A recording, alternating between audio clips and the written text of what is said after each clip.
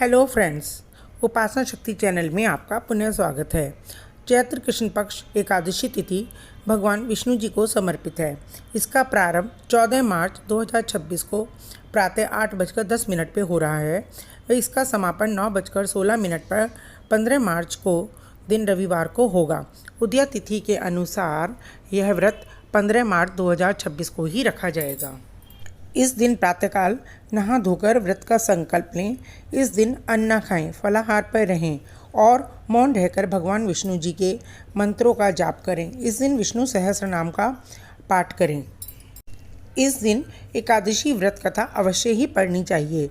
इस व्रत को करने से जाने अनजाने में हुए पापों का नाश होता है व जीवन में आरोग्य व सुख में वृद्धि होती है। पाप मोचनी एकादशी व्रत कथा इस प्रकार है। प्राचीन काल में चैत्ररथ नाम का सुंदर वन था जिसमें च्यवन ऋषि के पुत्र मेघावी तपस्या कर रहे थे। वहीं देवराज इंद्र भी अप्सराओं के साथ वन विहार के लिए आए।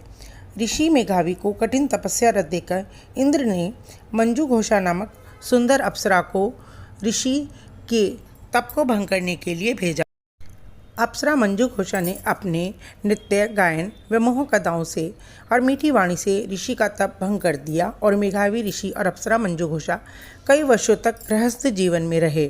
फिर एक दिन मंजू घोषा ने ऋषि से इंद्रलोक वापस जाने की अनुमति मांगी।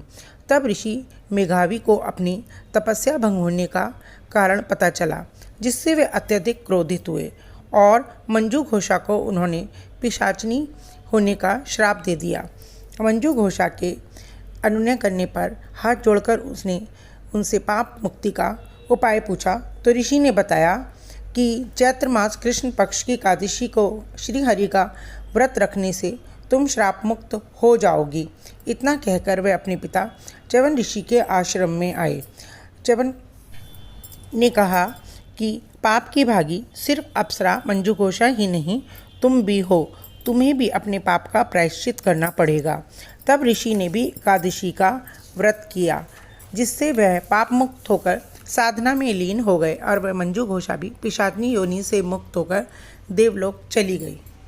अगर आपको ये जानकारी अच्छी लगी तो कृपया मेरे चैनल को लाइक, शेयर एंड सब्सक्राइब करें। धन्यवाद। ओम नमो भगवते वासुदेवाय।